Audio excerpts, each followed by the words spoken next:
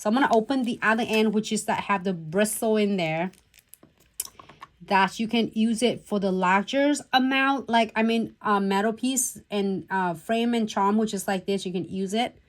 You can use it and to seal the bigger like pieces of a charm and frame without have to squeeze out from the precise needles. So I'm going to use it to cap it on the beads and the frame, and then close this. And I'm going to using the precise on needle, and don't lose this red cap. I usually doing a class, I usually put it right here and lay on the station, because sometimes when we start doing create a lot of different designs, and it can be a little bit hectic. So make sure that you don't lose that red cap, because this red cap will able to protect that is needles without getting clogged and getting like, you know, spilling or leaking. So I'm gonna go ahead and go around the bows and the crystals, and your fusing is the gap right here. We're gonna squeeze that much. Each time you're gonna use that much, you're gonna using a little,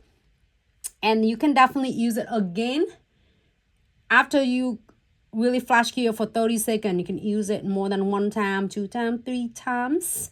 Just make sure you flash key it first before you are going to do it again, so to avoiding it getting like a lot flooding on the nails. So because the bows is already cute, but I want to get a little bit cuter, I'm going to add this crystal, which is I got it from the sub box. I love this, and even like a really cute special a version of a mixing like baby mix jars.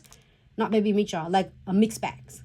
So I have that from a sub box, so you can able to watch the unboxing that I got in my sub box on our IGTV Facebook videos, and also on YouTube. Just find out that what is some of the cool elements is coming in the box.